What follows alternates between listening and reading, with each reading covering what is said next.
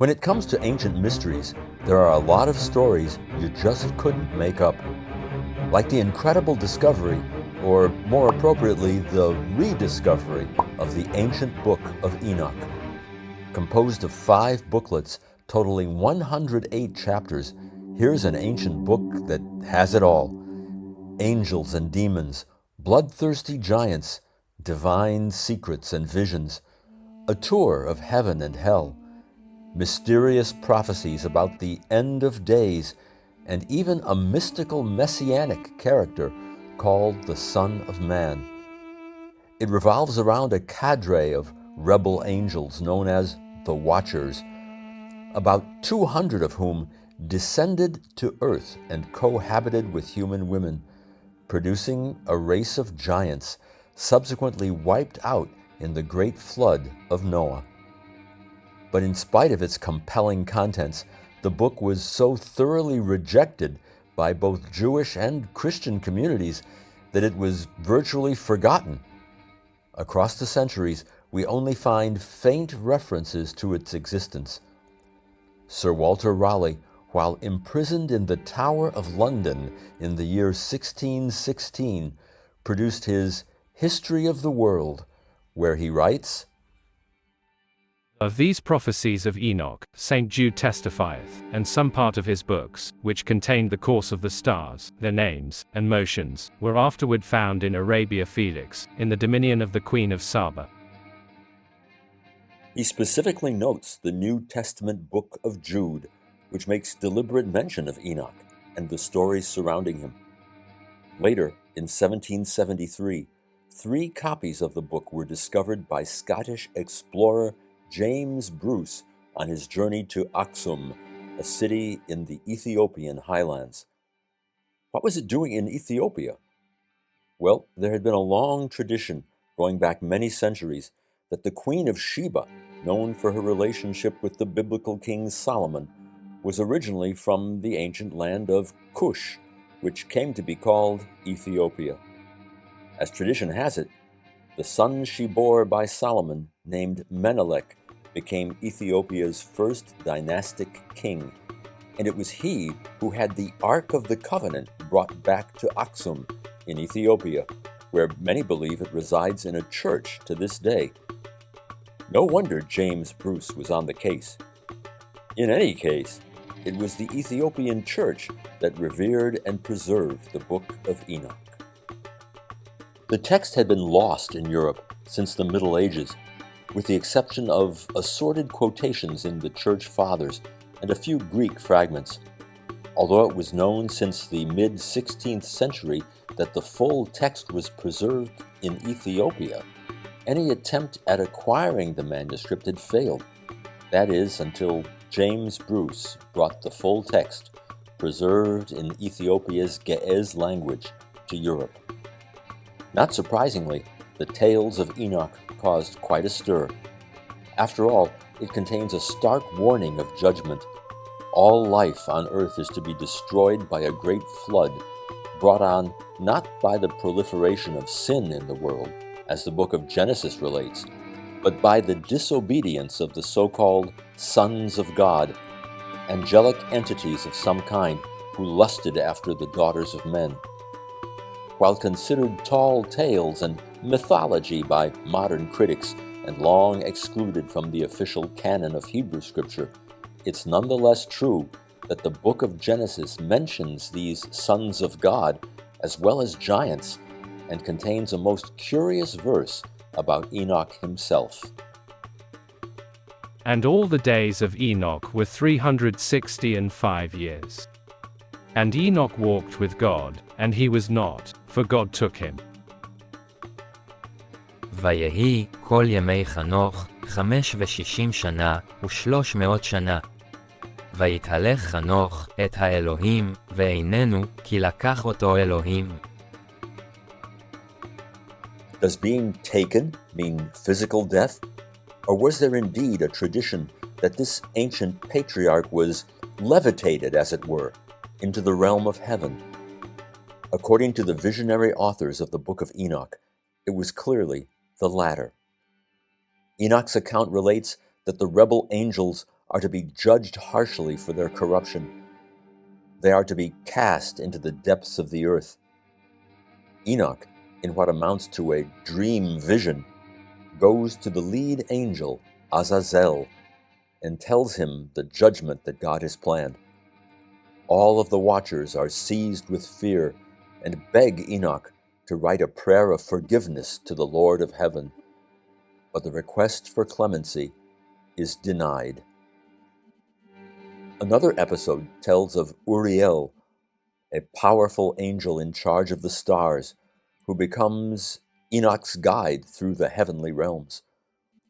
Uriel means God is my light, and whenever he is described, he is situated to the east of God's throne, the direction of the rising sun. Enoch goes on to relate, "And all these Uriel, the holy angel who is the leader of them all, showed to me and their positions, and I wrote down their positions as he showed them to me, and I wrote down their months as they were, and the appearance of their light. The seasons, the years, and the days Uriel showed me. The angel whom the Lord of glory appointed over all the luminaries of the heaven, in the heaven and in the world, that they should rule on the face of the heaven and be seen on the earth, and be leaders for the day and the night." The idea is the constellations are more than just groupings of stars. They are constellations of power. Enoch receives the information of where the powers are, and so he has unique access to it. We follow Enoch in his journeys as he witnesses a fire that deals with the luminaries of heaven, 7 mountains in the northwest, and the fabled tree of life. He sees Jerusalem and the mountains, ravines and streams, and an accursed valley.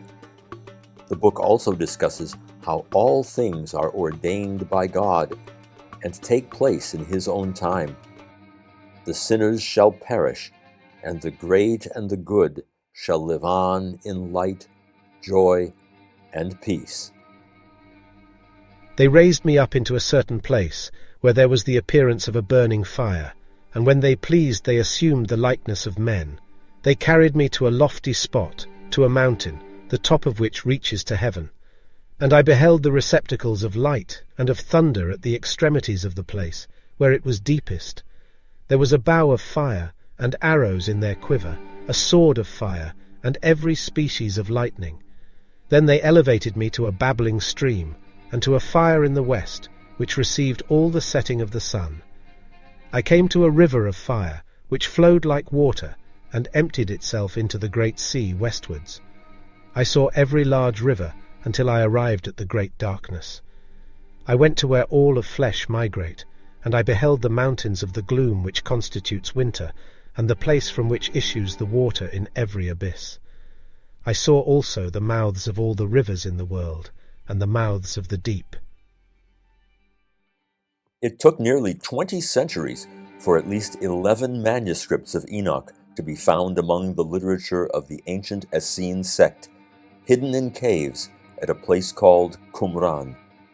These fragments are rightly considered an important part of the Dead Sea Scrolls. The ancient sectarians definitely thought of Enoch as a sacred text, at least early on, and while scholars think the Essenes gradually lost interest in it, there's no doubt that the book was incredibly popular among the Jews of antiquity. For example, in the book of 1 Corinthians, when Paul advises women to cover their hair on account of the angels, Every woman who prays or prophesies with her head uncovered dishonors her head. A woman ought to have authority over her own head because of the angels. he's actually making reference to the account in Enoch, being concerned that the angels might be seduced and tempted by women whose hair was uncovered. Taking all this into account, we still have to ask, who exactly were the visionary authors of this material? Scholars believe that the Book of Enoch is the writing of a very conservative group whose roots go back to the time of the first temple in the days of King Solomon. We can actually imagine multiple groups, each doing their own thing, yet linked by a number of shared concepts. The visionaries were definitely not urban aristocrats like the Sadducee party. They were radically anti-urban, anti-monarchy, and equally apocalyptic in mentality. They were obsessed with speculation about the Messiah to come, as well as with the end of days, and they fostered an anti-temple ideology that surely influenced the writers of the Dead Sea Scrolls, who believed that the great temple of those days was corrupt and defiled. Such attitudes were rooted in the early Israelite prophets, who often stood in opposition to city and kingship, giving birth to a whole theology of their own. In tandem with it all was a certain preference for the desert and a tribal lifestyle. Out of this branch of ancient Judaism came the likes of John the Baptizer. And of course, there was Jesus of Nazareth, the Jewish Jesus. Traveling from place to place, Jesus idealized this nomadic lifestyle, assaulted the urban establishment, and was executed in the godless city he condemned, the godless city of godless priests who aggressively opposed what the Essenes of Qumran and other itinerant prophets and preachers represented. Both John the Baptizer and the Jewish Jesus revived the spirit of the anti-urban prophets of old and were linked thematically with the desert as a desolate place in opposition to Jerusalem and its temple. Then Jesus was led by the Spirit into the wilderness to be tempted by the devil. No small wonder that the prophet Isaiah is quoted prominently in the Dead Sea Scrolls and by John. In those days John the Baptist came, preaching in the wilderness of Judea, and saying, Repent, for the kingdom of heaven is at hand. For this is he who was spoken of by the prophet Isaiah, saying, The voice of one crying in the wilderness, Prepare the way of the Lord, make his paths straight. From these visionary ancient Israelites came the notion of pastoral leadership, shepherding a communal tribe of sheep, functioning always with great ambivalence toward the established, centralized, urban culture of this world. The Book of Enoch, though rejected as a candidate for the biblical canon, nonetheless went on to play an important role in the history of Jewish mysticism. Noted Israeli philosopher and historian Gershom Scholem linked it to the ancient stream of mystical thought revolving around Ezekiel's vision of the divine chariot throne called Merkavah. The main subjects of the later Merkava mysticism already occupy a central position in the older esoteric literature, best represented by the Book of Enoch. In the final analysis, how do we understand these fantastic tales of supernatural visitation? The scholarly community most often considers everything on the level of myth. The author or authors simply made everything up out of whole cloth.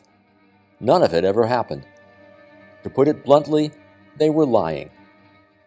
Others theorized that extraterrestrial entities descended or landed on Earth long ago, and that these stories, embellished though they were, actually describe alien encounters.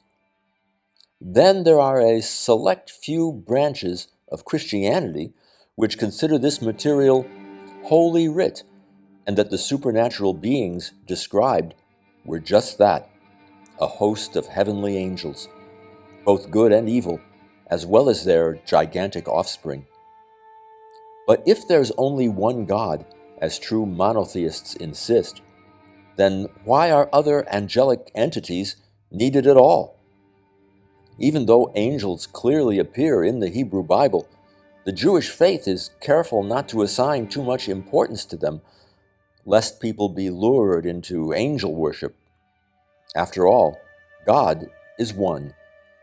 But is it too much to ask whether the ancients, like many people in modern times, experienced psychic phenomena of some kind? That in their meditative states, they may have encountered interdimensional beings who apparently move seamlessly through space-time. Ufologist Jacques Vallée has done serious research on such phenomena, finding examples of such encounters in multiple cultures across the world. The contactees invariably report their experiences in a way congruent with their own worldview and belief systems. Vallée has remarked that he would be quite disappointed if all these amount to are spacecraft from other planetary systems. In the end, it seems wise not to close the door to any possibilities when it comes to evaluating these ancient texts. How presumptuous to assign anything to mythology simply because we don't understand it. There must always be a place for awe and wonder at what we do not and cannot know. It's always better to be patient than to jump to conclusions, academic or otherwise. Perhaps the great English poet John Milton, who incorporated the notion of rebellious angels into his classic Paradise Lost, summed it up best. God doth not need either man's work or his own gifts. His state is kingly. Thousands at his bidding speed and post o'er land and ocean without rest. They also serve, who only stand and wait.